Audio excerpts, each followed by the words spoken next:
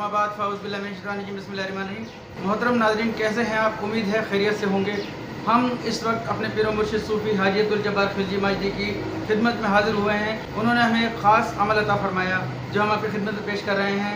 ये ऐसा अमल है कि जिस घर के अंदर खींचातानी का माहौल रहता हो, इस वीडियो को हम जल्द अज जल्द आपकी खिदमत में पेश करना चाह रहे हैं। हमारे बाबा जी इंतहाई अलील हैं, अलालत की हालत में उन्होंने इस अमल को हमें अता फ़रमाया, इजाज़त दी। हम भी आपको ऐसे ही अता फ़रमा रहे हैं जैसे हमारे बाबा जी ने इजाज़त के साथ हमें अता फ़रमाया। नाज़रीन, ये इंतहाई ख़ास और ख़ास अमल है।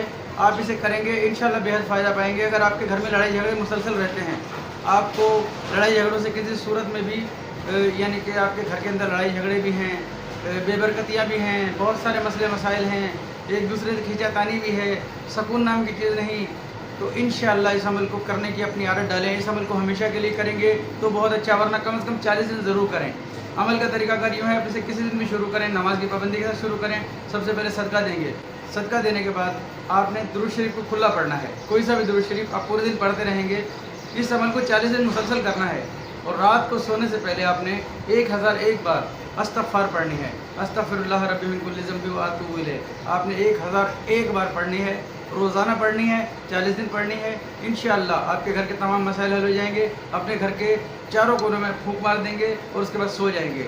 इंशाअल्लाह ज़िंदगी की तमाम मुश्किलात हल हो जाएंगी।